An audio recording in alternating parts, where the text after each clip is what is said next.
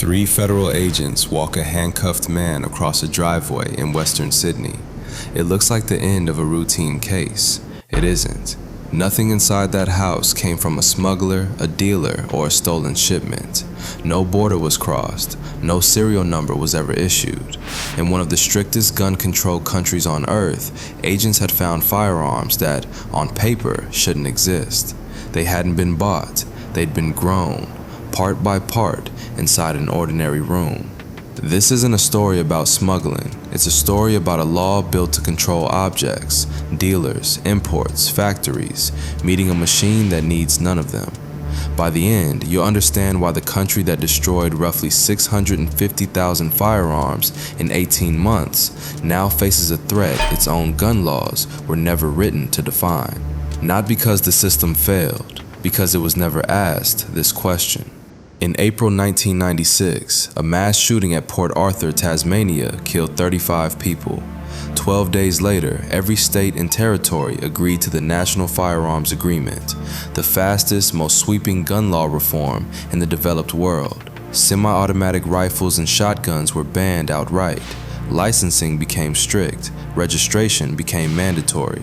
In the buyback that followed, the government destroyed roughly 650,000 firearms, close to a fifth of the civilian guns in the country. It worked. Mass shootings involving legally owned firearms all but disappeared for over 2 decades. Australia became the case study every other country pointed to.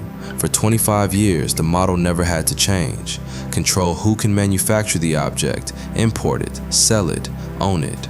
Control the object, and you control the outcome.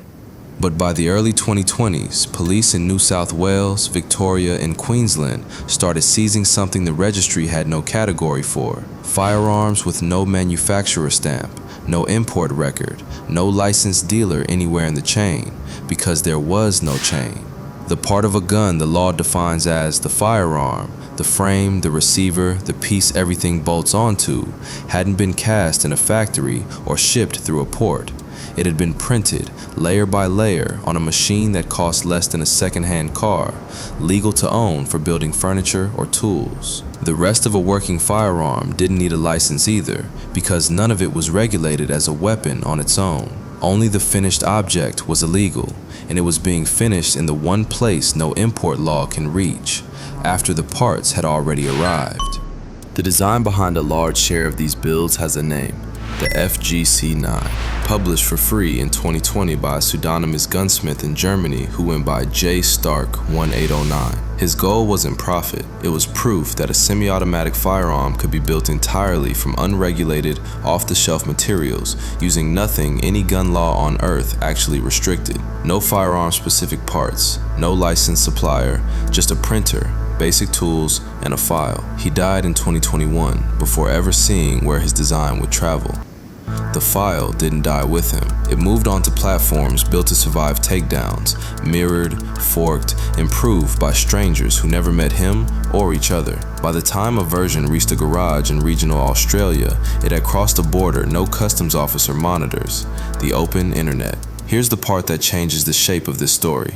The AFP and Border Force operation behind the arrest in western Sydney wasn't chasing a gun shipment. It was targeting the importation of firearm parts and machining tools, the closest thing left to a border checkpoint in a supply chain that no longer needs a border. Australia's gun laws hadn't failed. They were doing exactly what they were built to do: control manufacturers, dealers, imports of complete weapons. The problem was never enforcement. Somewhere between 1996 and 2020, the definition of manufacturing a firearm quietly stopped being an industrial act performed by a company and became something one unlicensed person could do alone, in an evening, without ever being classified as a manufacturer at all. For police, the consequence is immediate. A representative of the Queensland Police Union describing the rise in printed firearms framed it as a shift in how officers approach almost any job, because no criminal record and no history of gun ownership no longer means someone doesn't have a working firearm in the house. There's no purchase to trace, no license to check, no dealer to call. For organized crime, the printed firearm solved an older problem: how to arm a group without leaving a paper trail back to a single supplier. Firearms linked to outlaw motorcycle gangs and other organized networks in Australia have matched this exact pattern: untraceable by design, disposable by design. And here is the impossible choice regulators now face. The machine responsible for all of it, the 3D printer, isn't a weapon. It's the same device used in schools, hospitals, and small businesses nationwide. You cannot ban the tool without banning a technology the whole economy depends on. You can only try to ban what people build with it after it's already built.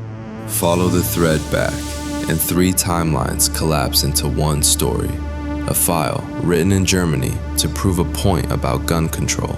A supply chain quietly redefined by a machine nobody classified as a weapon. And a driveway in Western Sydney where federal agents made an arrest the National Firearms Agreement on the day it was signed in 1996 had no legal language to describe. Australia didn't lose control of its guns. It lost control of the one thing gun laws were never written to regulate: the instructions for making one.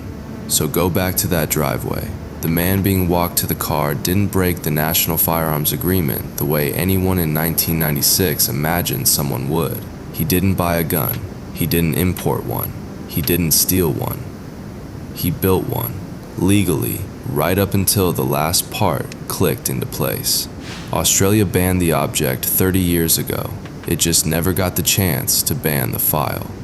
And somewhere tonight, in a country that once believed it had solved this problem completely, that file is still downloading.